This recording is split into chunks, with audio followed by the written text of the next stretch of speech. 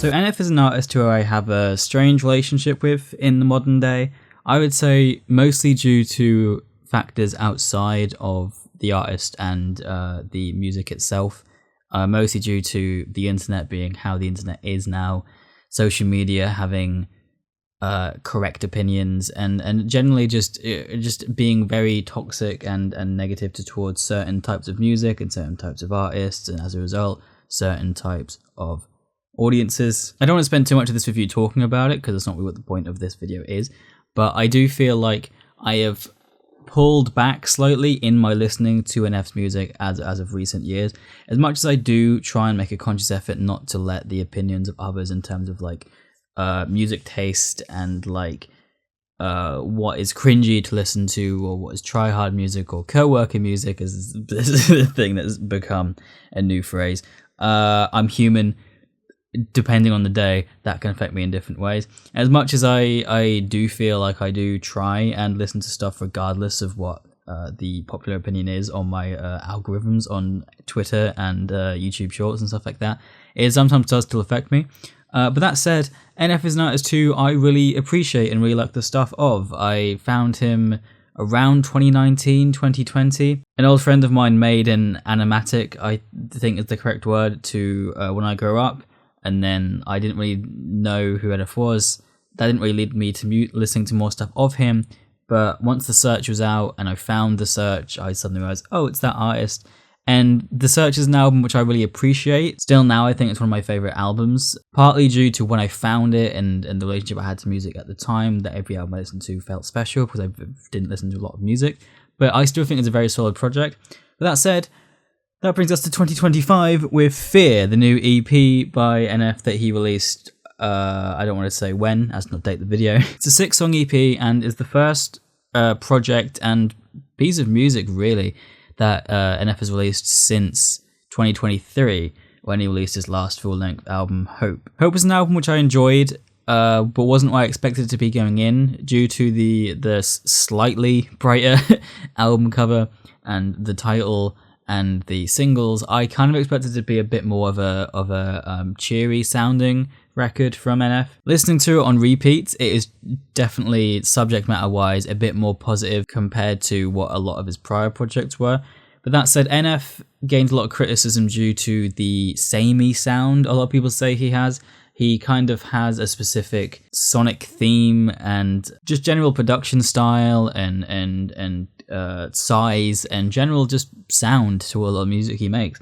And that's not a problem, really. He even kind of confronts us in the album Hope with the song Motto, where he kind of makes the point of, if it ain't broke, don't fix it. And I do get the criticism of people of like an artist making the same kind of project over and over. I don't believe that is the case for Neff personally, but I do definitely think that a lot of albums, if you kind of shuffle random songs, you won't be able to tell much of a difference in sound as compared to some artists. And I bring all that up because I believe that Fear is one of the first times, ignoring like the self-titled EP and stuff before he really grew much of an audience, where I can feel, at least personally, a difference in sound, at least subtly, right? The songs on Fear, for the most part, feel more stripped back. I don't want to say acoustic, but it is definitely the grandiosity of, if that is even a word I can use, if that is even a word, to be honest with you, of a lot of the production and a lot of the instrumentals isn't there, other than like maybe aspects of the title track opening the EP, which I do think is an interesting decision, and I do respect the project for that. The project as a whole is about 6 songs, about 21 minutes, I believe, which I think is a pretty healthy length for an EP. I feel like a lot of EPs now end up being about 4 songs and about 10 minutes, or like 9 and 30, at which point it's essentially an album. Around the release of Hope, there was a lot of theorizing that there would be a deluxe to the album. I don't quite remember what people thought was going to be called or why people thought that was going to happen. I don't know if this is what that became, or if this was completely new studio sessions and was never really considered, or if there was ever a deluxe even planned for Hope. But regardless, this is an interesting jump off point from that project. The title of the EP being Fear is very consistent throughout the entire project, where a lot of the songs are NF confronting some kind of fear, which, considering the last project being Hope, I do really kind of respect this being where he ends up going. When you make a project that kind of has this, there's a light at the end of the tunnel, everything's okay now, everything's better, that works in movies and that works in concept, but as a human, it's easy to forget that, like, that life is up and down. That doesn't mean it's not okay for there to be a down again in the future, and that means you won't necessarily go back up again, because you will. And with a lot of NF's music touching on his personal issues and his emotions and stuff, I appreciate how probably difficult it was to confront the fact that this was what the new project was going to be, which is kind of what Fear as a song seems to talk about. It's a really good opener to the project, I think, and probably one of the highlights on the EP. Well, it doesn't necessarily feel as grand as a lot of the other openers to his other project. I don't feel like that is the point. As I said, a lot of the project going forward is a lot more stripped back, but I feel like it does fit alongside those other openers and fits the theme of the rest of the EP. As said, the lyrics kind of do give this idea of Nate not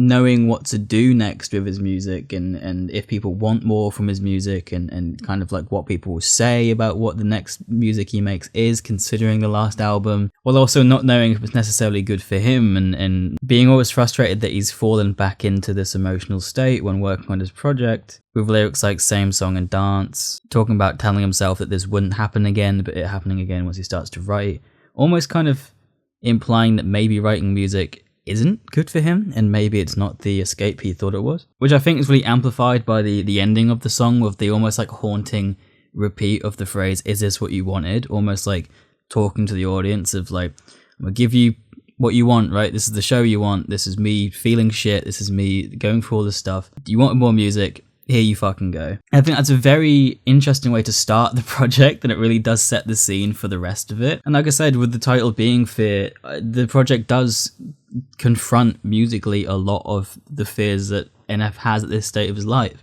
The following track, Home, talks about him calling the phone of someone who he loves, who's recently passed away, and leaving messages and come to their house, and not really confronting the fact that they are gone, and not really like being ready to deal with that grief, with the general concept being like, they will pick up the phone later, they will leave a message later, you know, I'll come back and they will be there. I think it is noteworthy, and I think this will come up in a lot of these videos, that I'm not one really for quiet songs. I can appreciate them, I do enjoy them, I'll even choose to listen to them from time to time, but in terms of what I like listening to and what I will choose to listen to, I like high energy stuff. So if a song like this doesn't end up being my favourite on projects, it usually doesn't resemble necessarily how good I think the song is, or how good the song is. And that's to say that I don't see myself going back to this song a lot, but I feel like if I want a song about grief, or I want a sad song to listen to on the rare occasions that I do that, the very rare occasions that I do that, I do think this is a very well written song. The project has two features, which is very unusual for NF as an artist, in terms of both him having an artist on his song and being on a song with another artist in general. You could probably count the amount of rap features he's had on both your hands. Obviously James Arthur isn't a rap feature, but usually if he does have a feature, it's a female singer, so him having anything outside of just that is very unusual. He started to expand to this a bit more over the last few years. Like he had Tech Nine and Hobson feature on the Clouds mixtape a few years ago, he had Corday on the Hope record, and now he's got MGK and James Arthur on this record. Two interesting picks. I do feel like James Arthur's vocals maybe don't hit the way that works for me. I think when he's singing on his own, I don't love them. I don't think, maybe that's just how it works with the instrumental they've chosen, or the production they've chosen. But as soon as they're layered with Nate's vocals, I think it works a lot better for me. It's just the wavery, kind of weirdly mixed sound I don't think works for me amazingly. James Arthur's a very interesting artist, because it's not someone you really think about often, but then you look at the songs he's made and you realise, oh my god, he's huge. He's made some of the biggest pop songs of the last decade, and obviously he won X Factor. That's how I know him, from winning X Factor. MGK makes sense. When it was revealed that they were working on a song together, although I never saw them working on a song together, I was intrigued. James Arthur wasn't something I really ever even conceived as an idea, or even was really looking forward to, realistically. But that said, MGK features on the third track of the track list, being Who I Was. The song does come dangerously close to feeling like an MGK song that featured NF. MGK's verse is decent. It does come across slightly insincere in terms of the emotions, but I don't think that's necessarily a problem with this verse specifically. It more so comes across as like a byproduct of a lot of the other emotional music MGK makes, sometimes feeling a bit generic. Not all the time. He definitely has a lot of songs, for example, on Hotel Diablo, where it comes across as really genuine, and it comes across as this is how he feels and how only he can feel. But other times he can make songs that are a bit more like, here's just general reasons to be sad, here's general thoughts of sad things. And it, as much as I'm not saying that is insincere, and I'm sure it isn't, it doesn't work for me and a lot of other people, as well as someone like, for example, NF's songwriting works. And so I do think the instrumental change slightly between MGK's verse and NF's does work to separate them and does help the song flow better. That said, NF's verse is a bit short, and I kind of wish that he took up more of the song, but it's still good. Give Me a Reason is next, which is probably my favourite track on the project, to be honest with you. Potentially because it's the most rap song out of the entire project. And I understand, like I said, that's not what this project is going for, and I do like that it is different. This one just feels a bit more homey to me. And it can come across as just a general braggadocious track, but I also like how it seems to be given the idea of him needing a reason to do this anymore, and him looking for a drive and something to motivate him. Talking about how he needs more criticism and how he's bored of being loved, which, I mean, if you look at social media, bro, it might help you. But I really like it. I like the mentions of like the criticisms of like just to want to be shady, kind of, you know, throwing back to like the really surface level criticism that artists like NF get. And I do like the sentiment of, I've been doing this for a long time, I'm scared of getting complacent, and I need a reason to do this any longer. Potentially again feeding to the idea of I'm not enjoying this anymore, which then definitely is delved into even deeper on the final track, Washed Up, where he talks about this idea of have I already hit my peak? Am I on the way down? Is there much left for me in terms of this career? And I do think that kind of came across in the rollout of this project, making tweets saying that he was making music, he's here to figure out a way of releasing it. This is why this and Give Me a Reason and Fear, to be honest, really stand out to me on this project. It's like my favorites, because as silly as it sounds, one of the big draws that really brought me to enjoying rap music in general was this like meta storytelling that like other genres don't really lend themselves to or really even like dive into that much. And what I mean by that is like artists in the rap genre often will talk about previous songs or previous projects or themselves making the music and writing the music in a way that genres like pop, for example, don't touch on. They try and be a bit more general and try and, you know, hope that the audience listening will identify themselves with it and try and get as many people as possible to identify with. And I don't think that's a problem. I think that's, you know, that works for the genre that it is. I think there's nothing wrong with that. But something I really enjoy about rap music is that like songs like this, talking about really personal decisions and thoughts and like opinions on stuff about anything really, from really serious subjects to even just like subjects like this, which are very niche and very specific to one person or to creatives, for example. That's what I love hearing about. These are songs that I believe only the artist could make. Only NF could make this song in the way that he made it, about his feelings about his career. And I really enjoy that. And I think as someone, as silly as it sounds, who has, you know, been making content for a long time and had little like specks of success, if you can even call it that, and then fell back down, or even just someone, you know, even if like when I feel like I haven't had any success, there's like progress to it and sometimes it just falls back off. I really like songs like this because I can like find myself in them, where you kind of have that feeling of like, is this it? Is there a point of still going? Have I already peaked? Was the peak low? Did I not take advantage of it when it was there? I really like that, and I think that like it's told really well in this song, as is like a lot of this project. But as a whole, I think this project is great. I really enjoy it. I feel like I am going to be going back to it quite a lot, or at least having songs from it I go back to. As I said, my favorites are Give Me a Reason. I really like the sentiment and the writing of Washed Up and Home, and even Fear.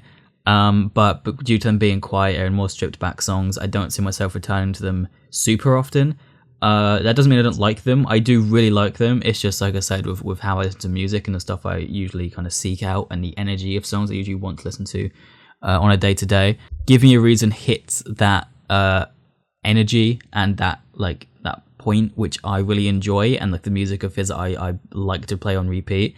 But as a whole project, I really enjoyed this. I think it came together quite well. I think the features definitely felt a bit out of place. Not the features themselves, it's more the songs felt a bit more aimless. Not entirely, but they didn't feel as focused as the solo cuts from this EP. But I do feel like that probably just comes with having an external artist come in, and with an artist like NF doesn't really, work with other artists very often on songs.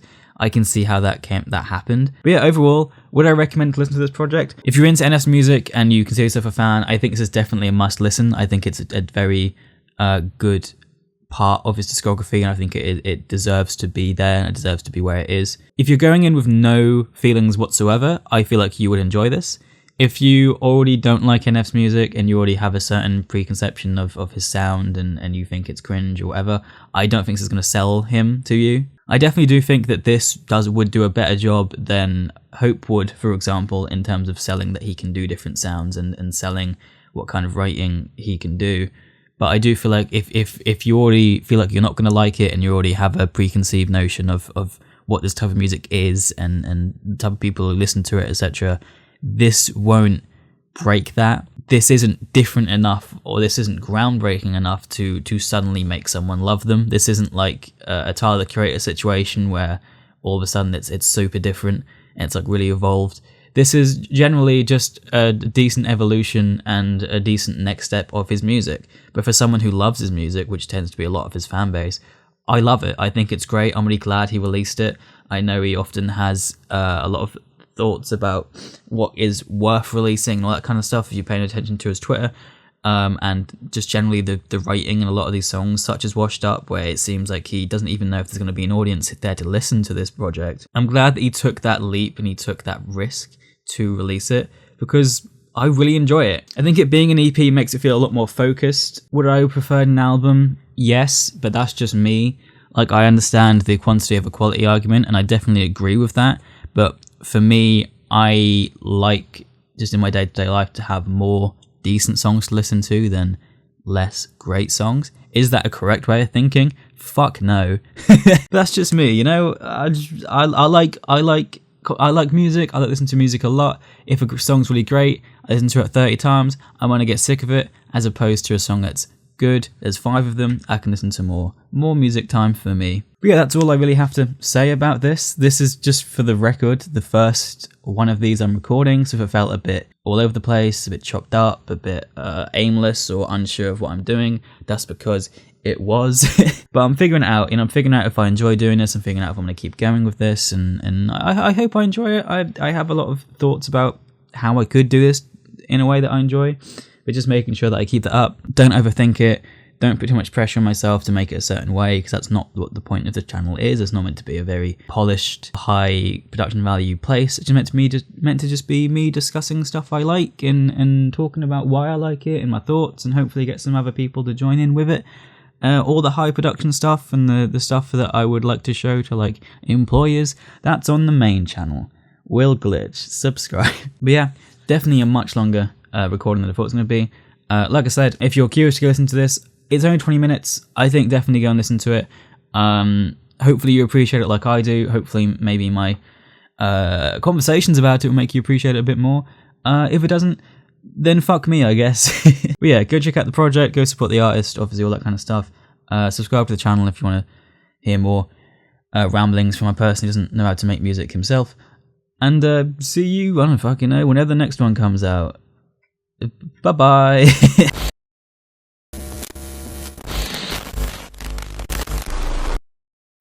Oh boy, if this video gets any traction at all, this could be a make or break for the channel, couldn't it? Today I want to talk about Life of a Showgirl by Taylor Swift, because I have a lot of thoughts and opinions on the album. I will preface immediately, in case loads of people are watching ready to kill me, I enjoyed the album. Then again, that probably makes more people want to kill me due to how we are at the moment.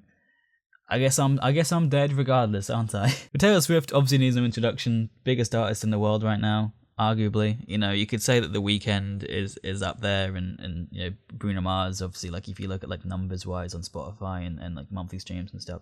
But I think in terms of general like impact and just like everything that's happening right now, Taylor Swift is the biggest. And whether you like it or not, that's something you just have to confront and accept, which I think is what is pushing a lot of my thoughts around this album, and I'm sure that's the case for everybody. I feel like a lot of the discussion points around Taylor at the moment on the internet seem to be stemming from the fact that she is who she is. She can make an album that's fine, or she can make an album that's good, but I feel like there'll always be people who are ready to jump on it and criticize it because she should be doing better, and then there's people who love her who would think that fine is amazing because it's Taylor. I like to think that I'm in the middle of that. Hopefully. I guess everyone likes to think that, though, is the issue with this kind of discussion. And of course, I'm not going to, completely disregard the fact that some discussion around Taylor tends to be over the fact that she is a successful woman and, God forbid, can't be a successful woman no more because woke. This is the third full-length project by Taylor that I've actually listened to. All of them happened in the last 2 years. Prior to that, I wasn't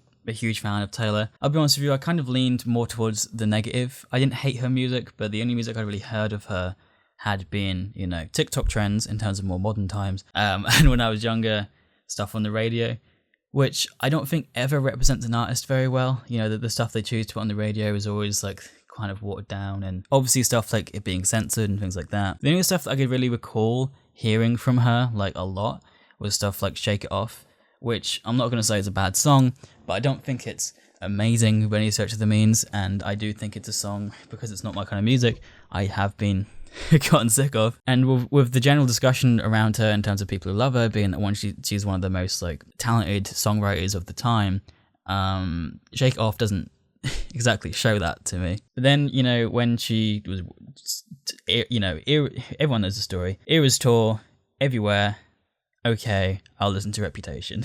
and I did. I really liked Reputation. I think that's my favourite project from her, probably as a whole cohesive project. I also listened to Tortured Poets Department in preparation, I think, or after the Grammys, I believe. I can't remember. And I liked it. I enjoyed it.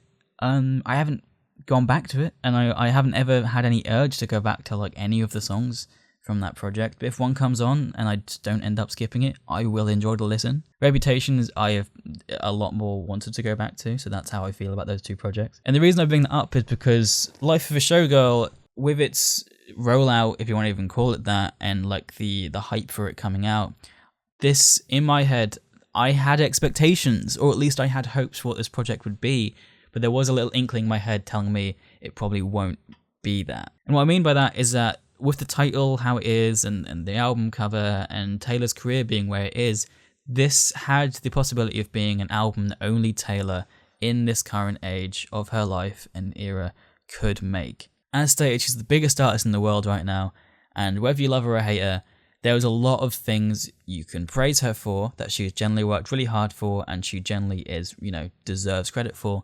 There's also a lot of things that she has been getting a lot of criticism for. Some, a little bit more silly. Others kind of fair and genuine. Do I think she's an evil person? No. But at the end of the day, we don't know her like we don't know any artists. And that amplifies to this incredible level when she is the biggest in the world and is untouchable. And so what I was hoping this album would be, though I had doubts that it would be it because of just a lot of factors, was an album about the title, The Life of a Showgirl. Let's write some songs about where you are in the current stage of your career. Let's respond to some of these criticisms about private jets and about her boyfriend and all this silly stuff. Let's talk about the pressures of performing 3-hour-long concerts all over the world so often. Let's talk about stan culture.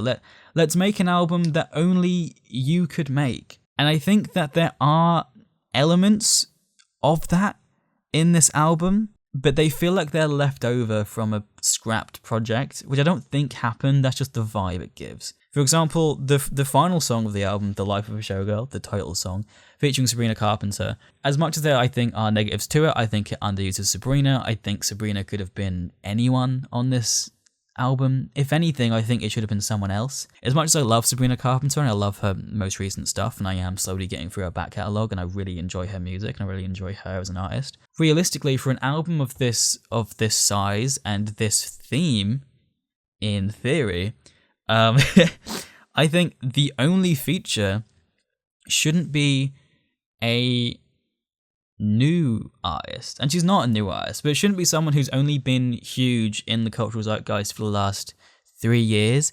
It should be a Beyonce, or it should be a Miley Cyrus, or it should be someone who you can say has had anything resembling the life that Taylor has had. There's not going to be anyone who has had the exact same life and the exact same experiences, but it should be someone who has been performing to a large scale for a long time of her life. And yes, it should be a female artist. I love Sabrina. I think she does fine on this album. I don't think it gives much personality. I don't think it feels like Sabrina. I think you could tell me it was anyone else, I wouldn't pick up on it. The song also has some lines which I find quite funny. You know, the whole itty rhyme scheme of, you know, move to the big city, made some money being pretty and witty. Do you like that? My general point is I like the song, and it's gentle, and it's gentle yet grand, and it seems like this is the final song from a different album. That's what it feels like to me. Because the rest of the album, for the majority of its runtime, could be made by anyone. And that doesn't mean I don't like it, because I do. The first 3 tracks of this album, which tends to be, I think, from what I can tell, what everyone says online, I think are all great. I think The Fate of Ophelia is fun and high energy. Elizabeth Taylor, I think, is similar. It's great. It has that grand, like, dramatic flair to it. Opalite, I do prefer the acoustic version that she's since released, but I do really like Opalite as well. After that, everything else becomes a bit more mixed for me. Father Figure, I get the general gist of what she's going for. Because my dick's bigger line, I'm sure there's people criticize it. I'm not going to criticize it necessarily, but I do think I get what she's going for. But then at the end, when she flips it and she keeps it, I'm like, I don't know. This feels like you think it's a big girl boss move, but it feels a bit lazy. Eldest Daughter, I like the themes of. I'm gonna do the thing that I always do with albums and say that the quieter songs aren't really my thing, even though I enjoy them. And if someone had me listen to them without me skipping them, I would like them, and I do like them. But due to the music I like being more high energy, and that's the stuff I usually pick to listen to. I am not going to say that they're my favorites, because they're not. I still think they're good. I still enjoy them, but I'm not going to say that they're my favorites. So keep that in mind. If I never pick one of your favorite quieter songs from this album and really pick it out for being really great, it's not that I don't think it's good. It's just that personally, it's not for me. And that is what kind of the second half of this album ends up being a lot of. Father Figure, like I said, Eldest Daughter. Later in the track list, the songs I like a lot more are Wish List and Wood and Cancelled. I think, and I am going to say this just as a blanket statement for a lot of this album, there are a lot of lines which I find funny, and that I don't think are as great as she thinks they are, or as, you know, a lot of the fans of the album are giving credit to. I've already mentioned the Dick's Bigger line. I think some of the lines on Cancelled, they're a bit weird, you know, about "we've all stole someone's man." Obviously, the whole weird Charlie XCX thing, Actually Romantic, feels surreal and not real. Do I think that's going to lead anywhere? No, I don't think Charlie's going to respond to that. It does feel like a lot of the issues that she talks about on that album, if it's all about Charlie, are more personal and the things that us as an audience aren't going to know about. So when people are like, "Oh, Charlie gave you credit on the album and now you hate her," I do feel like if we believe what's being said in the record, there's more to it than that we're not going to know. So I'm not picking sides.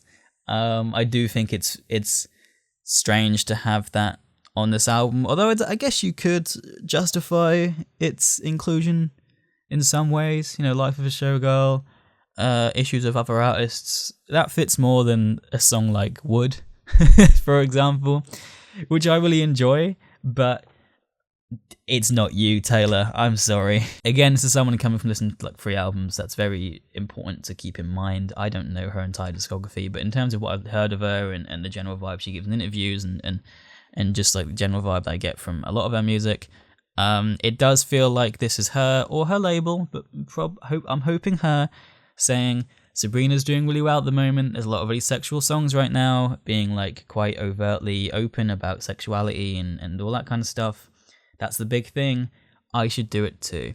And I'm not against that, but I feel like, again, Life of a Showgirl, biggest artist in the world, you shouldn't have a song that's chasing a trend. You should be the trend setter.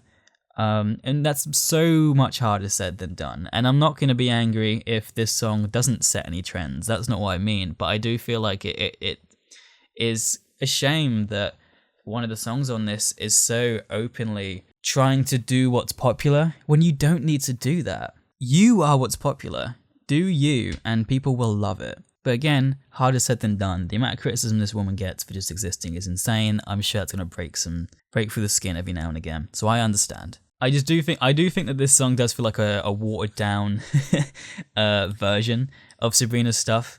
In terms of like some of the lines she has, almost doing like the MCU thing of like leaving a gap for the audience to go ah and scream at. For example, the hold the key to open my thighs, and like the little bit of silence after that.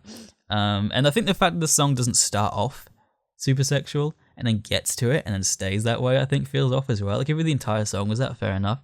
But it feels like halfway through they went, let's do this. And again, do I like listening to it? Yes. And that's me with a lot of this album. I like listening to Cancelled, I like listening to Wood, I like listening to Wishlist, I like listening to Opalite, I like listening to Elizabeth Taylor, I like listening to The Fate of Ophelia. With that said, do I think they're all perfect songs and they're all amazingly written? No. There are lines in them which I think are funny, not throughout the entire track, but definitely moments where I kind of go, ooh, that wasn't as good as you think it was, and stuff like that, and like, ooh, this doesn't work for me or whatever. But in terms of the production, the performance, the general feeling of the album, and you know the beats that have been picked, and not the beats is the right word for an album like this, but generally, like, I really like the album.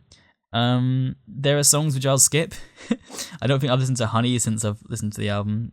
I think I've avoided Father Figure just because I remember not really loving that one. And something I think is worth mentioning is that like a thought I had when listening to this was that like I was hoping, like I said, this would be a very unique, only Taylor could make it album. What it ended up being more of was the I'm in Love album, talking about how much she loves her partner, about how it changes, how she's felt about love in the past, and about how everything feels possible now. And I think that's lovely. I'm not gonna be negative about that and dog on that and say that shouldn't be something you write about. I think it should have been in a different album, but I don't think that should be negative. I think that's good that she's in this place. I'm glad that she's feeling comfortable with somebody, and that's what we should all wish for everybody, realistically: happiness and love. But when I first listened to it, I was like, oh, this just feels a little bit like an album that anyone could make, and just like a generic love album, which I've heard a lot of times before. But my partner brought up a good point, which was that Taylor usually writes songs about breakups or about relationships that don't go well. So for Taylor, it's refreshing to have a purely positive love is good album, and I am happy in a relationship, which is definitely something to be considered, and I think definitely a good thing, and does make me appreciate this album a bit more. That said, I don't think it should have been called The Life of a Showgirl. I think keep Honey, Wood, Wishlist, Ruin the Friendship, Opalite, and that's your love album. Keep The Fate of Ophelia, Elizabeth Taylor, Father Figure, Actually Romantic, Cancelled, and Life of a Showgirl. That's the Life of a Showgirl album. And even now, I don't think it's perfect, but I think it's a lot more consistent and cohesive. There are so many moments in this album where what I wanted is teasing itself to me and peeking out from the corner and running away. Like in Elizabeth Taylor, where she has a line which is like, "You're only as hot as your last hit, baby." Or I think there's a line that's like something about you can have a number one, but you can never have two. And stuff like that is like, yes, this is what I want. This is what I want. I want you talking about the pressures of being so successful and nothing will ever feel enough. I'm sure something is something you're feeling. This thing of like, I'm doing so well, and yet so many people around me want more. I can have another one album, but I can never have two number one albums at the same time, and stuff like that. Like, that is like, yes, this feels you, this feels real, this feels like what you are feeling right now. I want it, give it to me, feed it to me through a fucking pill. I don't know what I was going to say there. But it peeks through and it runs away, and it's a shame because I think that if she made that album, it would be really good, and I think it could stand the test of time as a very iconic album. But as this stands, will this stand out in a discography? I don't know. Personally, I do find the online discussions around this album to be very interesting, partly being that the album's been out for about a month at this point, month and a half, which is crazy to think. I thought it was much longer than that. You don't see many people talking about it anymore. When it came out, obviously everybody was talking about it and having their hot takes, but now people don't talk about it anymore. Which when you compare it to like the Tortured Poets department, complete opposite. People talked about that album forever. That was a very love-hate album, which I feel like is backwards. I feel like this album has more of a sound in terms of like a more of a interesting sound. It has more interesting topics being discussed, and it feels a lot more like there was intent behind it. Where Tortured Poets Department, with it having like the 36 song deluxe, whatever it was, and coming out around the time of the Eras tour and all this, felt a bit more like we need to capitalize off the success right now. It'd be silly not to release an album. Let's see what we've got and release an album just about anything. And it did feel like an anthology project, which is funny that that's what the deluxe was called. And like I said, I enjoyed that project, and something to remember is that I don't know much about Taylor prior to now. So, you know, a lot of the discussion points in the songs and a lot of the stories being told in the songs, I didn't pick up on. I just liked the singing, basically. And it was a nice vibey project. But I feel like that feels like a lot more of a middle-of-the-road, fine album. And this one feels like it tries to do a bit more and tries to do something. Maybe it fails at times, maybe it succeeds at other times. But this feels like what should have been the love or hate, loads of discussion album. And Tortured Poets should have been like, this is fine. But I feel like the discussion around it is completely reversed. And that's what I find interesting personally. Does that mean I'm correct? Obviously not. That's just how I feel about the projects. And obviously I think it's something to be said that I've repeatedly gone back to Fate of Ophelia, Elizabeth Taylor. When the acoustic version of the album came out, I listened to that immediately. I've talked about this album for quite a while with my partner and people around me. When Tortured Poets came out, listened to it once. I am yet to go back to the deluxe, and I will at some point, but I have no urge to. And I think that is the difference for me in terms of the two projects. Overall, would I recommend this project to listen to if you're not a Taylor fan? Yes, but I think go in with no expectations, which I do think is impossible at this point in her career, which is why it's a shame that this is the project we got.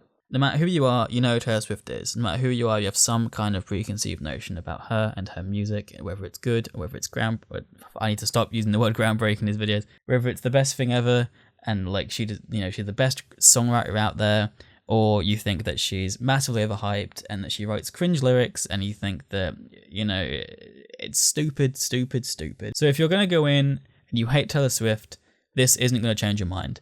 If you go in and you love her, you're going to love this album. But if you have no opinions, I think this album is going to be something which you enjoy, and that's about it. I don't think it's going to stand out to you, and I don't think you're going to run to return to it. I think, like I said, Fate of Ophelia, Elizabeth Taylor, Oh Polite, probably going to return to them. I think if you know anything about music, Actually Romantic is going to be interesting to you. I think songs like Cancelled are going to feel a bit cringe, and I think that's about it. That said, I am looking forward to what she does next, because I have this little hope in my little twinkle in my eye that if she's still as successful as she is, maybe she will make an album talking about real stuff. You know, not saying that love isn't real.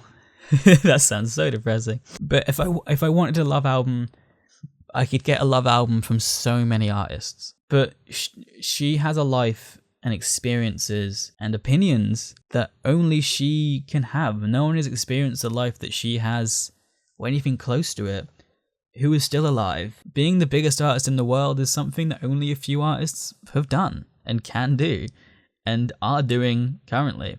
So I really hope that she uses that to give us some iconic, long-lasting projects instead of just, I guess, going song by song and seeing what ends up being created, which is what feels like this project was. It feels like just making some songs and then putting together what the theme of the project is after. Would I be surprised if Life of a Showgirl as a title track was recorded last? No. That's my thoughts. Hopefully I explained them well enough and didn't come across a bit too rude. Like I said, I really like the album. I'm looking forward to more remixes, as silly as that sounds. Like, I hope there's a deluxe of some kind. I just wish it was so much more. That's generally my thoughts. And most of the disappointing parts come from that. I wish it was so much more. As much as I say about Ada's cringe lyrics and stuff, I expect that from Taylor. And I don't care. Like, I'm not going to say it's amazing. And I'm telling people that, like, she's the best songwriter ever, but I don't care if there's some silly cringe lyrics. I listen to Eminem. You should know this. But that's it. Let me know what you think in the comments if you are willing to put yourself under fire for that. We'll see if I get burned at the stake, and if I do, this might be the last video. Thank you for listening. Go check out the album if you haven't yet. I'm sure it's not as bad as you think it is. And yeah, enjoy. Do a little dance, do a little ditty, be your own showgirl, slay king, boots down. Bye.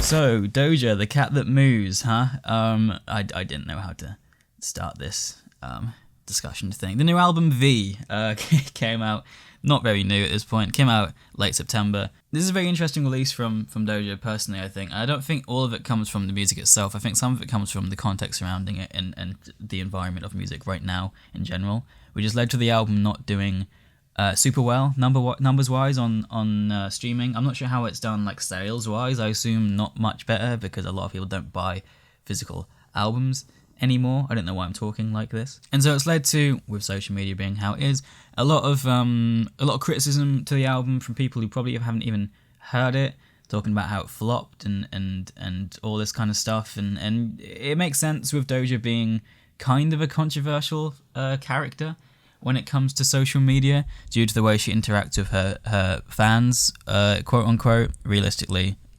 stans who are strange in terms of their relationship with artists. This album comes after her last album from a couple years ago, being Scarlet, which itself had a lot of controversy and weird rollout behind it, prefaced by her making tweets talking about how all her albums beforehand were awful and that this was like the first good one, really, which upset a lot of her fans who enjoyed those albums, which kind of makes sense. And then there was controversy with, I believe, the album cover being accidentally, if we believe how it all came together, the person who made it just copying another well-known piece of art, and then something to do with her partner at the time had a lot of people criticizing due to, I don't even know what, so I didn't really want to get into any of that because sounds like it was serious, but then I don't know enough about it, so I'm not going to pretend that it was. But as a result, Scarlet was an album which I really enjoyed as a full listen. I am yet to go back to it and re-listen to it, though, to be honest. And I only say that because I know that when a lot of songs come out or come up on my shuffle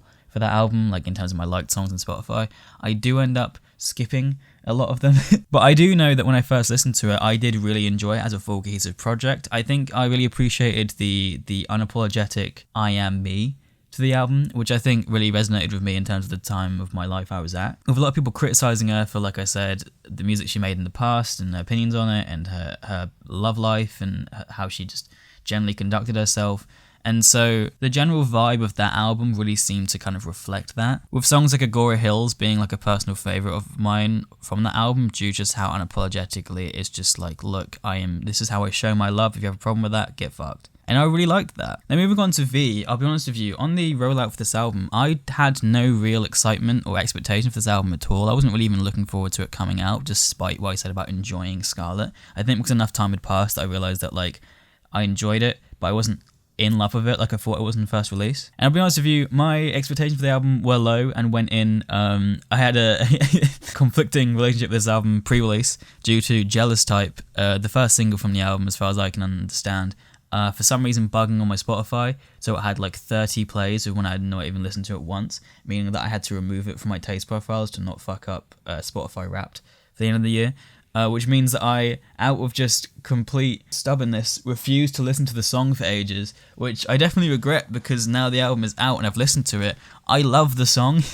And to be honest with you, that's generally my sentiment with this album in general, just that I really enjoy it, and I wish people would give it a chance, I think is generally my thoughts. The album came out around a time, it wasn't too far off from Taylor's release, and obviously there's a lot of other big pop stars at the moment, specifically female pop stars, obviously like Sabrina Carpenter and I was going to say, Chappell Rowan and Olivia Rodrigo, but they're not really releasing anything at the moment. But regardless, Doja Cat is in that weird spot where a lot of artists seem to be right now, where she's big and she's huge, but she's not the big thing, and so she's not fallen off at in any sense of the word, but at the same time, she's not the biggest thing on the planet like she maybe could be. Similar to Dua Lipa, where they're huge and they're really big if you talk to the right people. And I think a lot of people were disappointed with this album. I think due to the fact that it didn't break any ground, and I guess when you're in that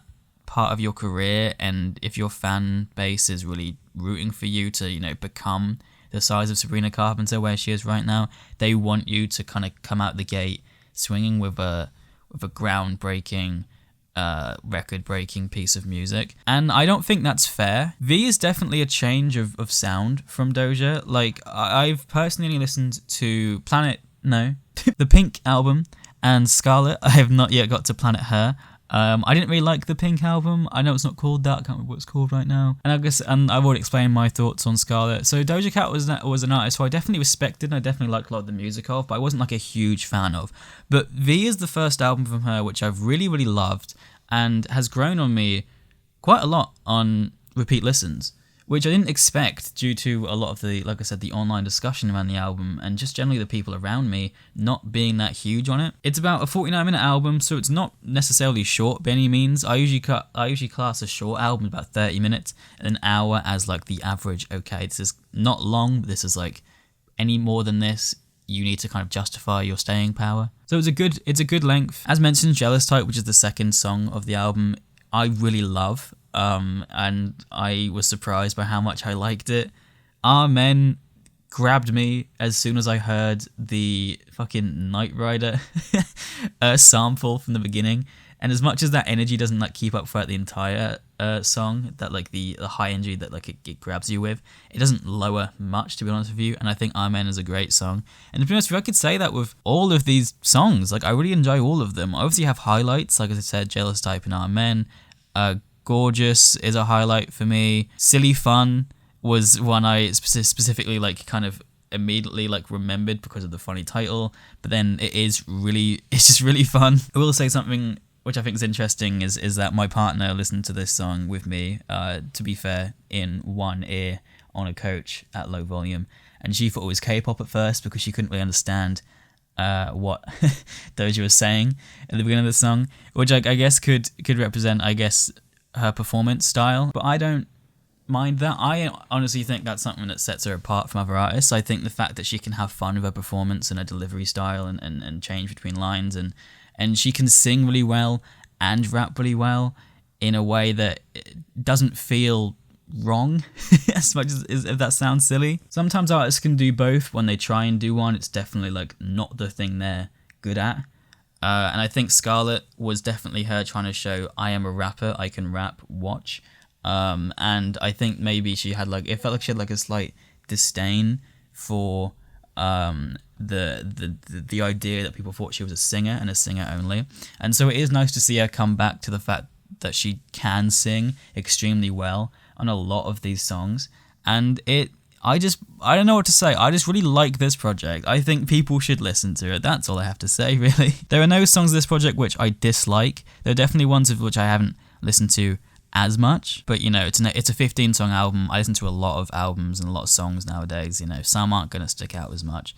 But I can guarantee every time I click one, give it a few seconds, I'll go, oh yeah, it's this one. I like this one. If I had to pick a least favourite, I guess, or at least one that stands out the least to me, it's probably Take Me Dancing featuring SZA, which the fact that, you know, it has a feature on and doesn't stick out a ton to me is something which is maybe worth mentioning. It's definitely good though, and I wouldn't say they work badly together. I just think it's not anything that stands out to me, which when it's your only feature on an album, I feel like that should be easier to stand out than not, if that makes sense. The general vibe and theme of this album seems to be about wanting to be loved and her kind of feelings about relationships and you know what a relationship should be, or just what she wants and how she feels about it, which is definitely an interesting move after Scarlet, where it seemed like a lot of the controversy with that was that she was with someone and she was like very unapologetically like showing that to the world and being like, yes, be mad. So I guess it's kind of, I guess just on a human level, it's kind of a shame. I guess that didn't work out, or maybe this is written from maybe she is still with that person. This is written from a place of like,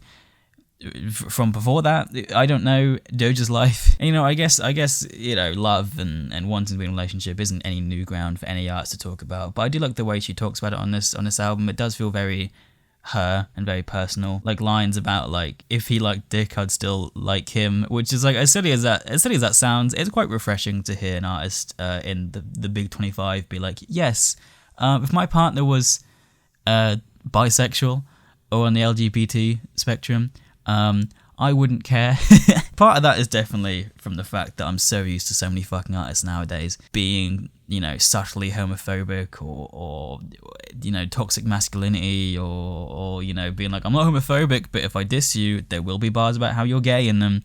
So I guess, take that with a grain of salt. It's not like yes, well done. It should be like a huge thing. But it does make sense to come from her that like she's so secure with herself, as she should be, as anyone should be, that like having a bisexual partner doesn't matter. But generally, just what I would say about this album is that it's fun. It shows off a lot of what she can do in terms of her vocals, in terms of the instrumentals she can work with. They're not, it's not like one instrumental's trap and the other's jazz or whatever. They all have a general, cohesive sound, which is what an album, should be. But they all, vary in terms of like, energy and tone and they all work. This is one of those albums, one of those rare albums, which is why I want to talk about it. Which is how I realised I wanted to talk about it, where any of the songs could come on shuffle and I wouldn't want to skip them. Like, it's a no-skip album for me, and I think that is rare. And due to, like I said, the general kind of conversations happening about the record and about Doja right now, because, the singles didn't do as what they were hoping, or, the album in general hasn't really been in the zeitgeist that much. I want to talk about I love it, and if that is the only thing that's keeping you from listening to it because some fucking rando on Twitter was like, oh, but it didn't sell as much as Sabrina, listen to it, give it a chance if you have the time. If you any of you is curious to listen to it for any reason, maybe you like some of Doja's older albums. I would say if you like Scarlet, this isn't really anything Scarlet vibe. If you like her older stuff, if you like just fun music, if you like feeling a bit happy with some lovey undertones, then listen to it. It's not a long project, try it. You don't have to, but that's my thoughts. That's what this video is about. I am interested to see where she goes from here, and I hope that it isn't bad. Not in terms of the music, obviously it would be nice if the album is good, but we've seen a lot of discussion recently about, I think it was Halsey who said about how she released an album and the numbers were good, but they weren't as good as her previous projects, which had gone super viral, and as a result, her record label are not letting her release an album. And that is just, unfortunately, the circumstances with a lot of artists being on these labels where everything is money-oriented, and if they give you a high budget, they're going to want that back. And it sucks. That shouldn't be how music is. Unfortunately, that is, at the moment, how it is. Hopefully we can stop that. I say we. I don't know how me listening to music on Spotify is going to stop anything. But hopefully that can change soon. But my point being is that, like, hopefully this isn't what happens to Doja. Because this is a good project. I think it does show off a lot of her skills. Her performances, like, around the album in terms of, like, live performances on shows promoting it have been very high energy. You can tell that she really cares about the project, which is nice. And I'm glad that she seems like a person who, like, doesn't get ruined by online criticism, at least on the surface. I'm sure her clapping back to fans is partly because she's bothered, but like hopefully the discussions around this album aren't gonna ruin her love for it and aren't gonna like derail what she wants to do with music much, because I want to hear more from her, like, much more than I ever have. I want to go back to Planet Her now. Scarlet I really enjoyed. The deluxes were fine. I don't know why there was 3 of them. This is the first project where I've been like, oh my god, this is great, I want more. And I really hope that numbers don't control everything and we do get more from her, and it is what she wants. And I hope that this album does better. I know that numbers don't matter, it doesn't affect me if an album does well or not, but it's always nice to see that something you enjoy is being enjoyed and doesn't bomb. I guess that's just how I feel, as someone who's been doing YouTube for like fucking 10 years, and cares too much about my own numbers. So yeah, that's generally everything I had to say about this. If you're curious, listen to it. If this has made you curious, listen to it. Go ahead. It's not a super long album, but at the same time, it is an album. So if it takes too much time out of your day, completely valid. I would think that there's at least one song on there that you'll enjoy. I'm not under any illusion this is like mind-blowing stuff. This is like genre defining or groundbreaking. I say that word a lot in these videos. I need to stop that. Like, this isn't gonna make you rethink music. This isn't gonna be the best thing ever. Maybe you find it too poppy, or maybe you think it's not the vibe of music you like, and that's completely fine. But I like it. I love it. It's one of my favourite albums of the year, and hopefully, like I said, if you're curious to listen to it and there's anything holding you back just because people have been highly negative, which is generally how online discussions around music and art, especially music, tends to go nowadays, hopefully this can give you the push to listen to it, and hopefully you'll enjoy it. Generally, if I push you to listen to it and you hate it, then I'll feel bad. Generally, but yeah, that's all I want to say about this album. Go listen to it. One day I'll think of some funny Fantano-like outro, but until then, I'm gonna press the stop button. Here I go. Goodbye.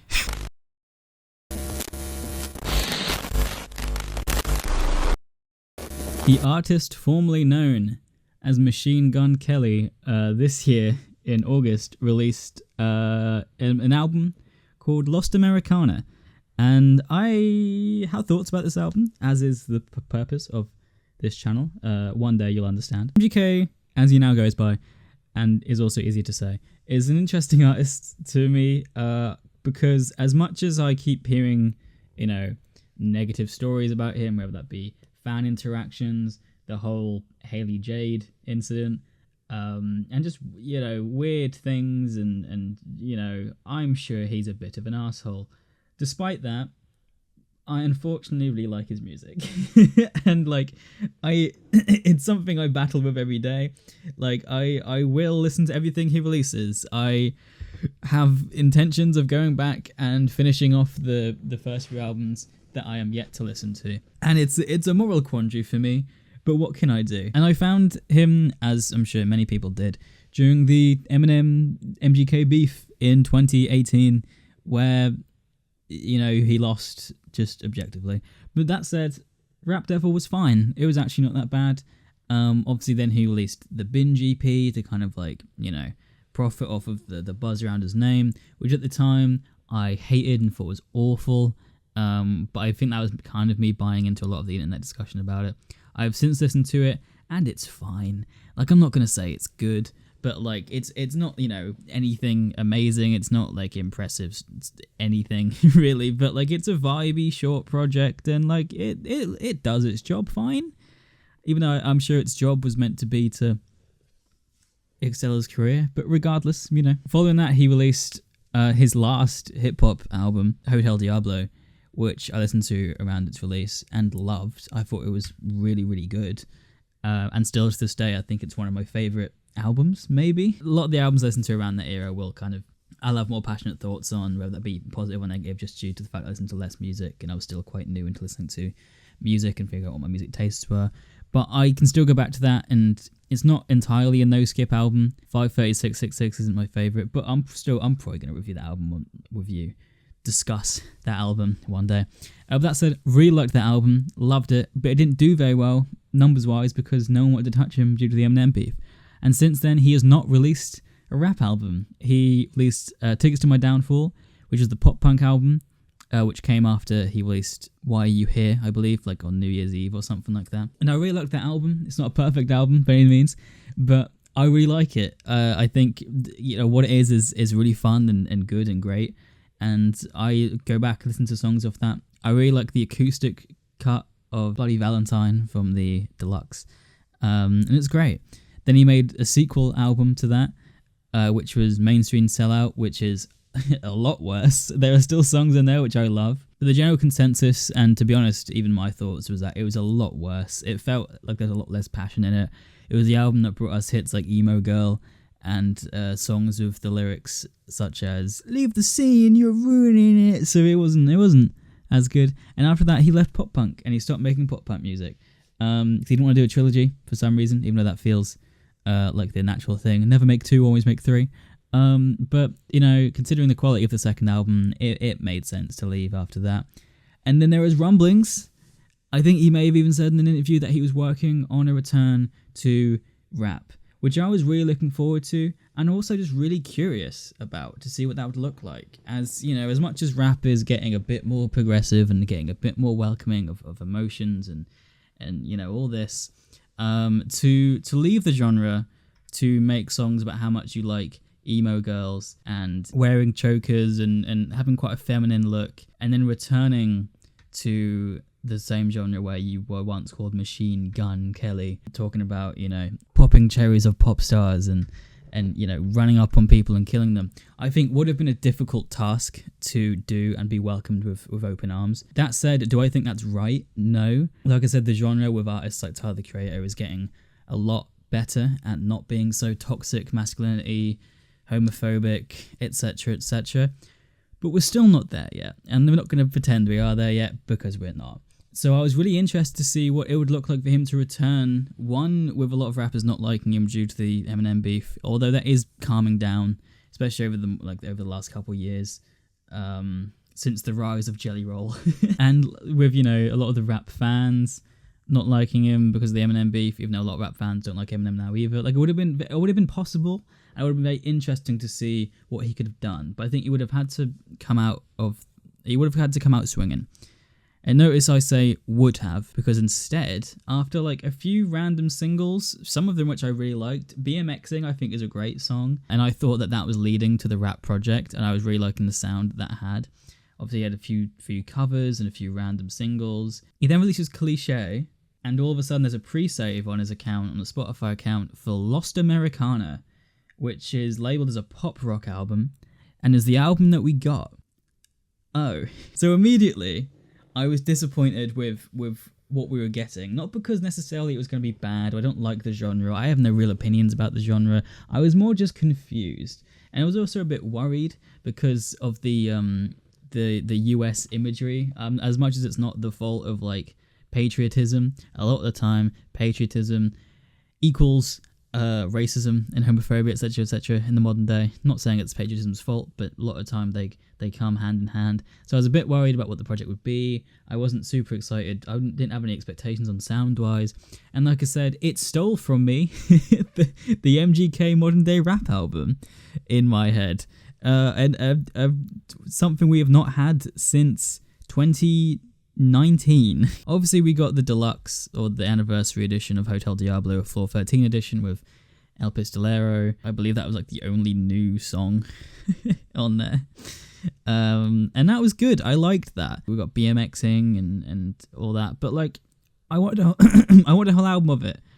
Not just because of the music, but because I was just curious to see what would happen. But that said, Lost Americana is what we got. So Lost Americana is what we all discuss, and it is, in my opinion, decent. I like it. I think it's good. I think it's fine. It's worth listening to, in my opinion, and if you're an MGK fan. And it's more of just an interesting release, I think, because like I said, the album came out in August, and 3 months later, the album kind of got hidden because of the Tickets to My Downfall All Access release, which is the anniversary Vault edition of the album.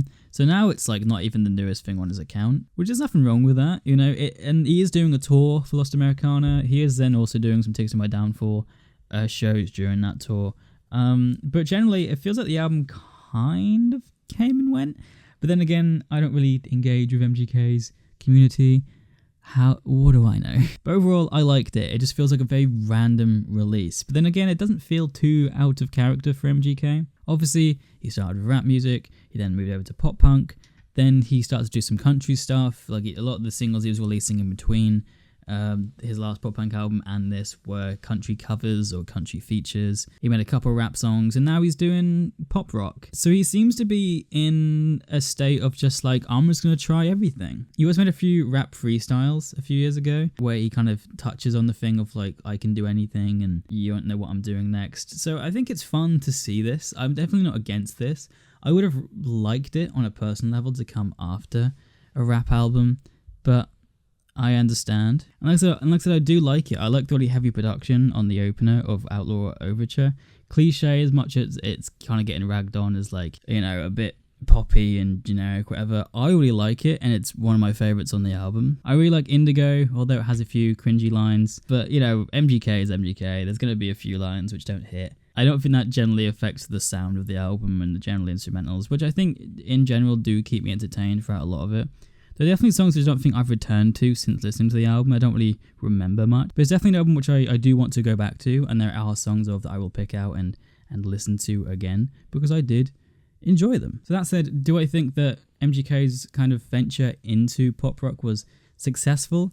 I don't really know what he was hoping for. I don't think he was hoping for like anything like the pop punk revolution, partly because the rollout seemed kind of sudden, and like I said, the moving on from the album didn't take that long, other than the tour of course, but you know, releasing the all access version of Tickets to My Downfall, I do feel it kind of undercuts the era quite quickly. Then again, it's an anniversary release. I understand we're going to do push back the anniversary. But overall, I do think it leads to an interesting couple years of MGK's music career, where after Mainstream Sellouts Deluxe, we had a lo-fi chill vibes album or project, or whatever you want to call it. Then you had the anniversary edition of Hotel Diablo. Then you had loads of random singles like BMXing, Sun to Me, which was country. You had some Spotify singles.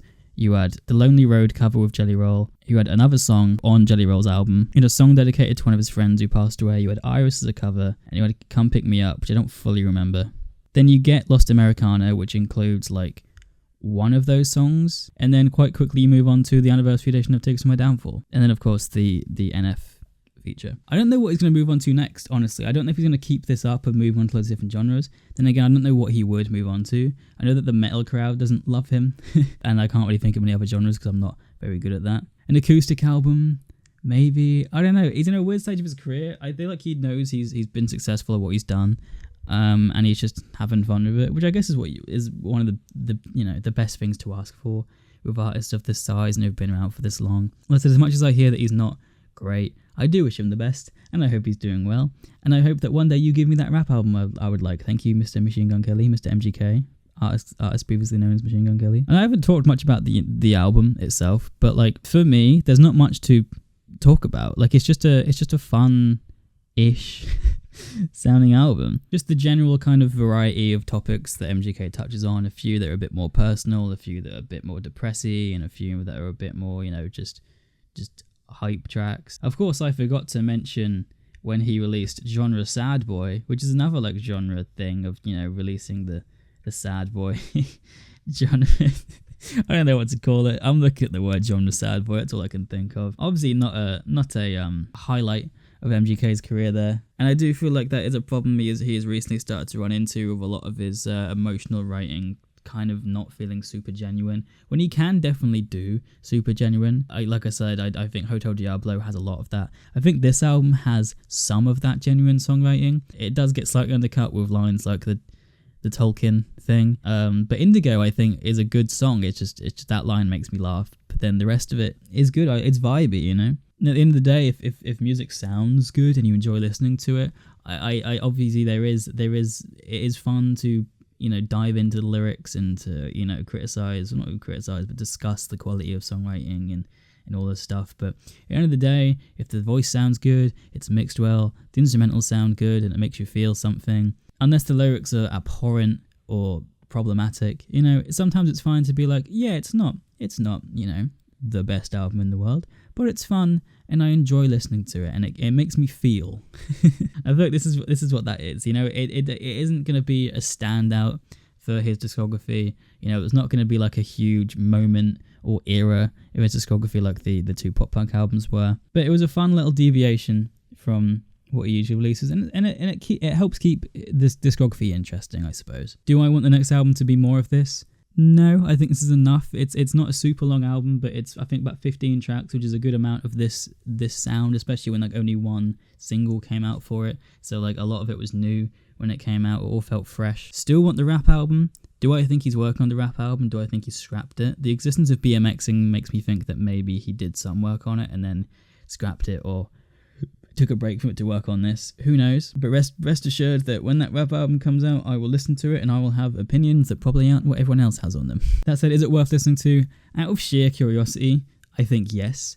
I don't think it's for everyone, definitely, and I think if you have like preconceived ideas of MGK and his music, because again, he's one of those artists which people have like opinions on, which I think is valid, and I think some of it is definitely his fault. But if you can remove all that and listen to it as just music, I think you'll find that it's okay. It's a fine album. It's not my favorite of the year.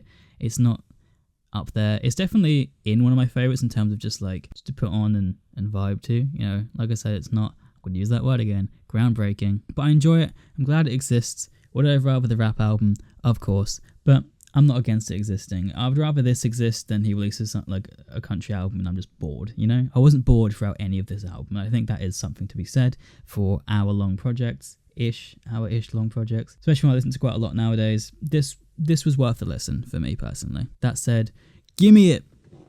Give me it. I want it.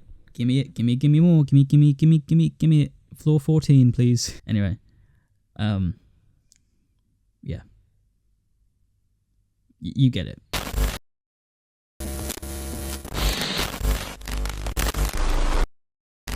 Welcome to Will Still Doesn't Know How to Come Up with Intros for these types of videos. Today we're talking about Days Before Dreamboy by Lil Nas X.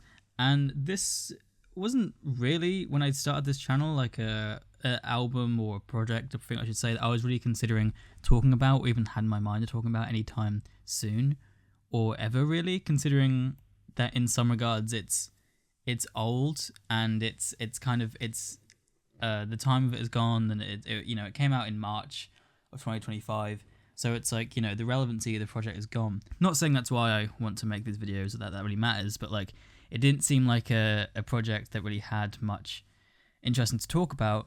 But I would argue, actually, that is kind of why it's interesting to talk about, at least to me. That's what, on a revisit and you know, just thinking about it a lot, the fact that I even had this project in my brain after listening to it, considering what it is, I think is interesting in itself for me, and so that's why I wanted to talk about it a little bit. Also, you know, of course, as of I think a couple months ago by this point, Lil Nas X was in the news again for having an episode being, you know, seen in the streets of LA, I believe, not doing too well, which is obviously horrible. So I think we should obviously start this by saying, like, you know, I hope he's well. I hope whatever's going on with him gets figured out and that he feels better soon, because, like, you know, that's horrible for someone to go through and for it to be filmed and put publicly, and, like, you know, that's pretty bad. And it's unfortunate that, like, I have to say that I'm not surprised that happened to him, because, like, ever since Lil Nas X became big, you know, with Old Town Road, and then came out as gay, and even prior to that, people trying to cancel him and stuff,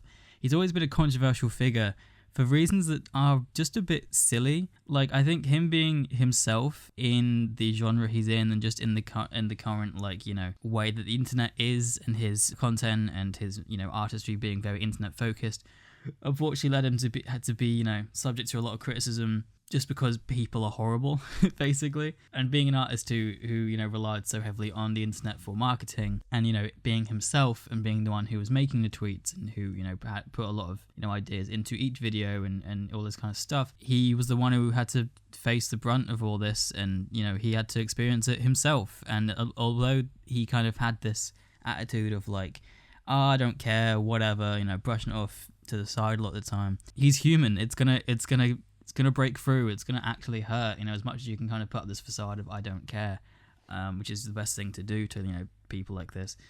I'm sure it did affect him, and I think now he's in the space of his career he's in, which is we're going to discuss in a minute, it probably felt worse. So what am I talking about? I'm not going to give you the whole history of Lil Nas X, because I think we don't need it. I think a lot of people understand who he is. He got famous making the viral hit that was Old Town Road, and all the controversy of that not getting in the charts the right way, and then all this kind of stuff. Then he got all the remixes. He's worked with so many artists who are, like, very well established and big in loads of different genres, as well as some, like, more internet niche people, like, you know, the Walmart Kid. He always gave off this unapologetic I am me vibe to his music and just doing what he enjoyed. And, you know, once he came out as gay, I feel like he very much dived into that of just being like, fuck it, I'm gonna be me, and I'm gonna take whatever criticism I get for it, because it's bullshit anyway, and we're just gonna do what I want. And it worked for a while, you know. Like, Montero, his first full-length album, I think is great. I think it's a really good project. Seeing the amount of, like, features he got on that project is amazing, and, like, very impressive for an artist of their first album coming out, you know, when it did, and how long he'd been around. He really seemed to be evolving well from making, you know, music for the hell of it, and, you know, just, like, riding the meme, to making actual stuff he seemed to really care about and put himself all into. And it was nice to see, you know, in songs like Holiday, where he's got, like, the line pop star but the rappers still respect me, as well as Rode the Gimmick, I'll admit it. And, like, he just seemed, you know, aware of how he got to where he was, and he wasn't ashamed of it, as he shouldn't be. and it led to some great music out of it, and that was great. The general feedback and stuff I seemed to see of Montero is that people loved it. You know, he had huge hits from it. A lot of those songs, unfortunately, are now connected to brain rot, like Industry Baby. But regardless, it's not the song's fault. It's, you know, he's good music, man. But that album came out in 2021. And since then, his release of music has been strange and showing signs of what I think this entire project shows signs of. He made Late to the Party, which was the Fuck BET song. He made the League of Legends soundtrack song.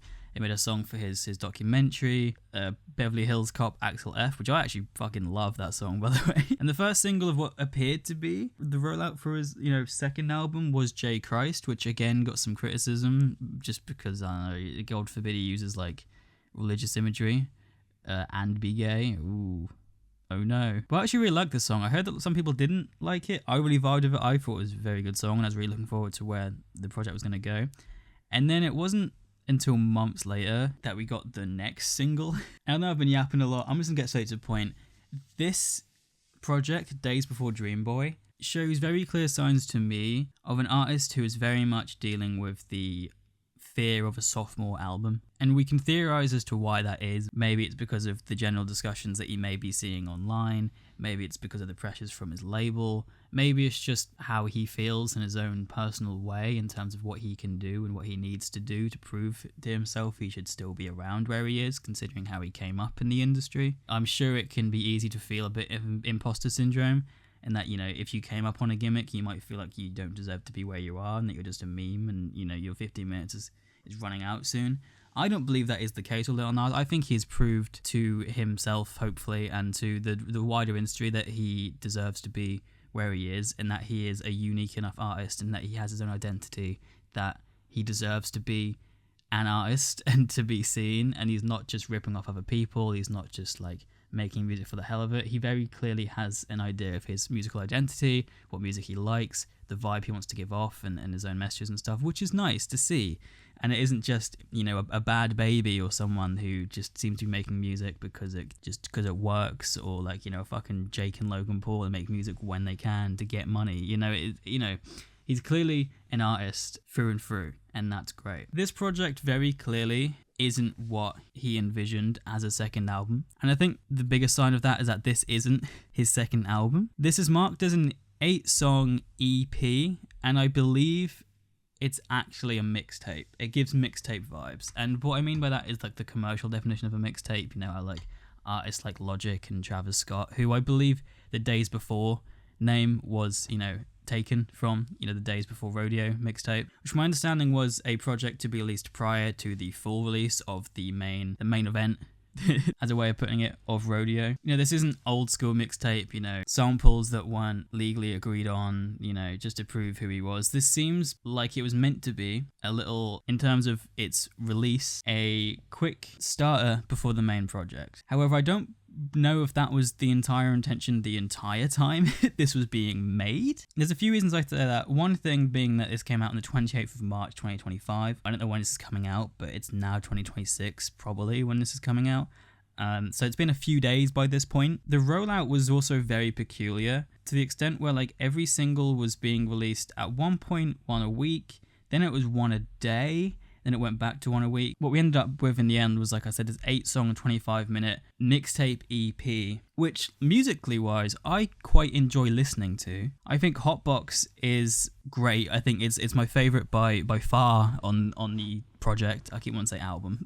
You know, it's fun. It's well produced. It's a song which feels very him and doesn't feel like it's just chasing trends. It feels very unique to him. And the rest of the songs I enjoy also quite a decent bit. With that said, this isn't a very cohesive project, and it does feel a bit underwhelming. And I think part of that is just because of the way it was given to us. Like I said, this really weird quick release schedule of just like spitting the songs out fast, and then all of a sudden, here you go, here's all of them, but this isn't the main project. Like, you go into it knowing this isn't a full project. There's even a line that references J. Christ, the single from earlier in the year, which, by the way, does not appear on this project. So I don't know if that's being left until the full album, or if that's just not being put onto a full album. It's also probably worth mentioning that the full album isn't gonna end up released the way that it was probably ever envisioned. Partly because of this project, we'll go into, but also because not long prior to the episode that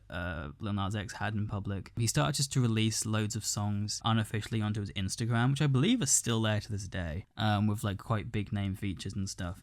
So what it paints to me, and this is all theorizing really, which is part of the problem as well, because there's not a lot to be known about this project and the Dreamboy album as a whole online. Like there's not, you go onto Wikipedia, it's very like surface level. It still says the project is releasing in 2025, which, you know, we're running out of time for that. It mentions songs appearing on it which appear on this EP, as well as some songs that we haven't seen, at least we haven't officially seen, released. It mentions like some video teasers like running up to the project, which feels like a lot of effort. And like a lot of the themes of this album, like aesthetic wise and all this, does feel like there's a lot of effort put into it.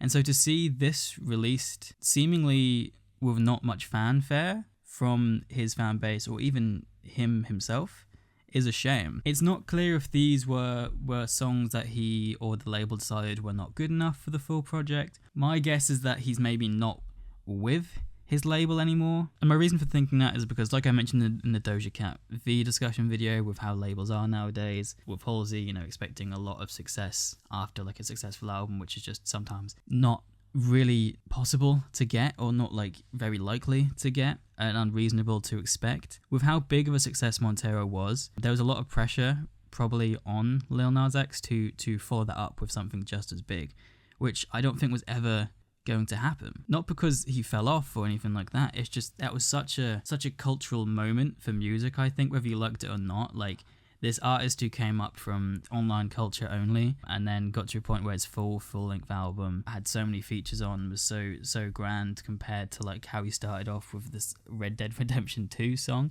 was like a big story and like a big thing. And where do you go from there, I guess, in, you know, that chapter? It's going to be hard to follow that up. Talk about the music a bit more, so I haven't really gone into it a lot. This theme does seem to kind of appear in the music a lot.